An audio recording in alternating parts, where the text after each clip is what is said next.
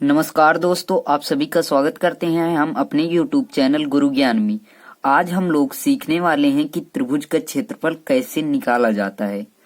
तो सबसे पहले मैंने एक त्रिभुज ले लिया है जिसकी AB भुजा 3 सेंटीमीटर और BC भुजा 4 सेंटीमीटर और AC भुजा 5 सेंटीमीटर है। अब आपको ऐसे प्रश्न दिया जाएगा कि उस त्रिभुज में सबसे पहली बात है, त्रिभुज में सिर्फ 3 ही भुजाएं होती हैं। तो तीन त्रिभुज किसे कहते हैं? तो 3 सरल रेखाओं से घिरी हुई आकृति को क्या कहते हैं? त्रिभुज कहते हैं। तो उसमें आपको दे दिया जाएगा तीनों भुजाओं का माप, ठीक है। तो चाहे वो मीटर में दिया हो व चाहे सेंटीमीटर में दिया हो।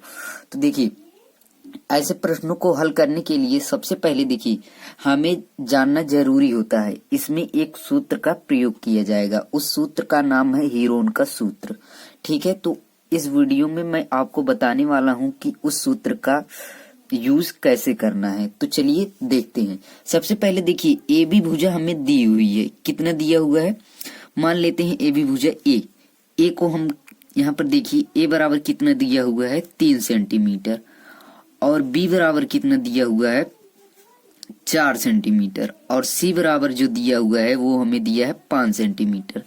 तो देखिए, जो हीरोन का सूत्र होता है वो होता है, सबसे पहली बात की हमें त्रिभुज का क्षेत्रफल ज्ञात करना है। तो यहाँ पे लिखेंगे त्रिभुज का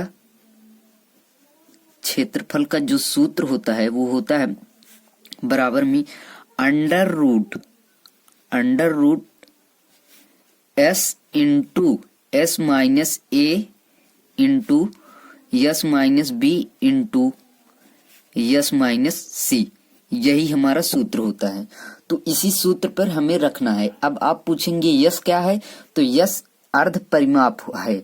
तो अर्ध परिमाप क्या है, मैं उसको आप लोगों को बताने वाला हूं। तो देखिए, अर्ध परिमाप क्या होता है? यस बराबर क्या है? यस बराबर अर्ध परिमाप। सबसे पहले अर्ध परिमाप को कैसे ज्ञात करेंगे मैं बताने वाला हूं। जो अर्ध परिमाप बराबर होता है तीनों भुजाओं का योग बटे 2, यानी कि ए प्लस बी प्लस सी अपान 2।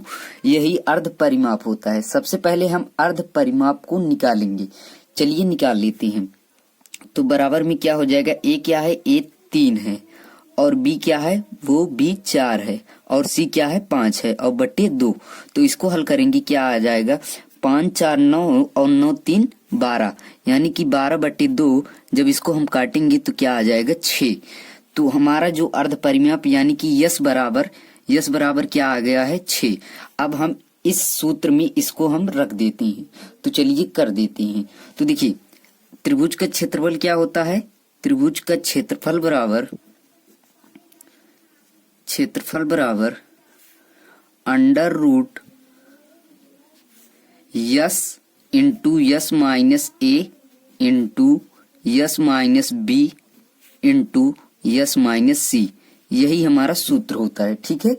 तो देखिए, चलिए अब इस सूत्र पर हम लोग रख देते हैं। तो बराबर में क्या हो जाएगा? अंडर रूट यस की जगह पे क्या हमें रखना है? यस की जगह पे हमें 6 रखना है, क्योंकि यस का मान जो आया है वो 6 आया है।